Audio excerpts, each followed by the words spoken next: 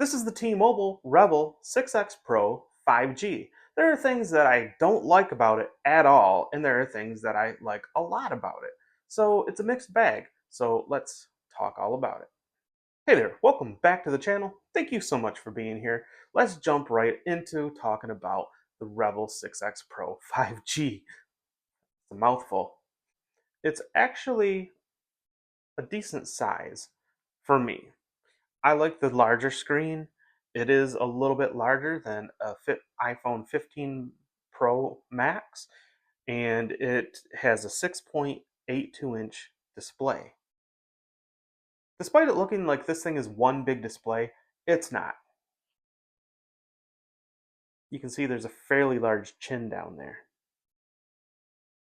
That being said, the 6.82 inches is pretty good. I really like it. The display itself is a little bit bigger than the 15 Pro Max on the iPhone side.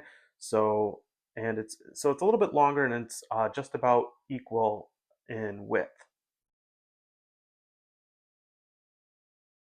It's not quite as bright, but that's okay for me because my eyes are sensitive to light, and the coloring I think looks pretty good.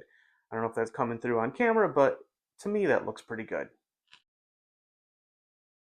The resolution on the screen is 720 by 1640, which to me is just great. Some people won't like the 60 hertz refresh rate, but for me, I'm perfectly fine with it. This one is the Moonlit Ocean color, and I actually kind of like it. And as you can see, there are three different camera lenses there, as well as the flashlight. And on the side here, you have your volume buttons and your power button. One thing that I don't like about this phone is that because the power button and the volume buttons are on the same side of the phone, it makes it harder to take a screenshot with one hand, which I do a lot of because I like to be able to, if I'm looking something up and I just want to be able to reference it really quickly, I like to be able to go back and just look at a screenshot real quick, and I can easily sort them into folders, put them into notes, whatever. And normally, when you have the buttons on the opposite side, you can just put your finger on the right button over here, your thumb on the other button, just give it a quick squeeze, and you have your screenshot, and then you can reference it later. Do whatever you want with it. With this, you actually have to use one hand to sort of still get that press with your thumb, but you then have to use your other hand to hit the volume down button in order to get your screenshot. So it's a two-handed screenshot, but that's okay. I've gotten used to it. It just makes things just a little bit slower. Let's talk about battery life because that's something that's a big thing for a lot of us. So this has a 5,000 milliamp battery. When I first got it, I was really impressed with how long the battery lasts. However, it seems to degrade a little bit over time, which I guess all phones do. But I think this one is maybe a little bit worse in that way. It's degraded more than I expected. A shortened battery life wouldn't be all that bad if this thing charged faster.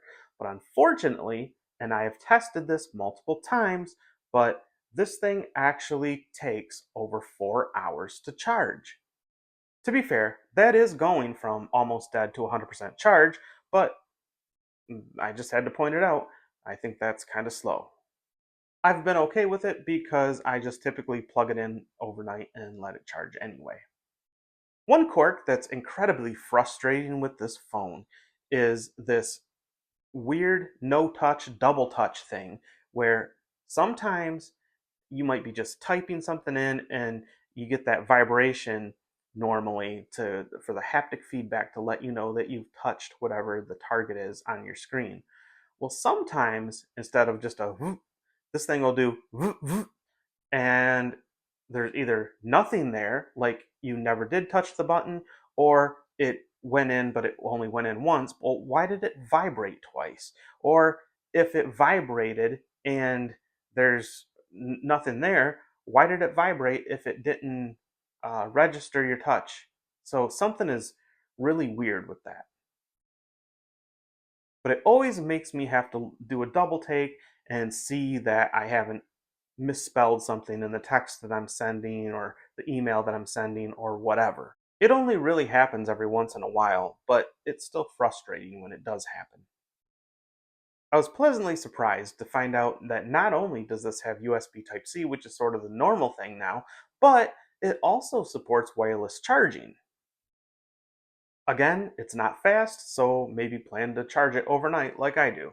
One bummer about this phone is despite it having that USB Type C port on the bottom, it doesn't seem to support data.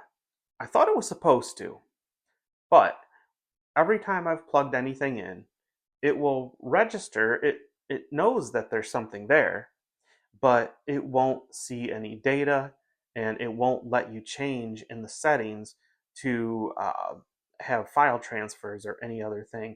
It just sort of has it grayed out. I've tried multiple different things, like a list of probably about 9 different things that I've tried different things, including trying a different hub. I've tried on the go adapters. I have tried doing different things, different settings, and so far nothing has worked. So far, that USB Type C port is only good for charging. I'll keep trying. I'll see if I can figure out any other places where that may be turned off for whatever reason. But I even turned on developer options and checked everything in there, and it still is not registering any kind of data from any sources. All it will do is just charge. So I don't think you can really call it a pro phone if you can't at least hook up a flash drive to it. Typically, I just let files transfer to Google Drive or some other cloud service. However, that's ridiculously slow compared to something locally transferred right over a little OTG cable. So for large files such as videos or whatever, this thing really cannot effectively transfer things from it to a flash drive or any other device. One thing that I love about this phone is the fingerprint reader. It's on the edge there in the magenta power button. So check this out. All I have to do, put my finger on it, and boom, it's open already. I can even have it in my pocket. All I gotta do, pull it out, and it's ready to go before I even have it up to my face. I don't have to worry that there's a window behind me or that it's not bright enough in here or whatever myriad of reasons that Face ID doesn't like to work. So I love this. I wish that the iPhone would go back to it. So this phone has 4 cameras on the back. One of them is the main one, which is a 50 megapixel main camera. It also has an ultra wide that is 5 megapixels. It has a depth camera that's 2 megapixels and a macro camera that's 2 megapixels. And the selfie camera is 16 megapixels. Despite those seemingly great numbers, this thing just doesn't take that great of pictures if you compare it to an expensive phone such as an iPhone or a Samsung. It's okay, but I definitely wouldn't recommend it as your main camera if you take a lot of pictures. You can see here some comparisons taken from photos from the iPhone 15 Pro Max and from the Revvl 6X Pro 5G. I know that's not exactly a fair comparison price-wise, but they put Pro in the name, so I wanted to put it to the test. You can see that the pictures on the Revvl just aren't as good as the iPhone.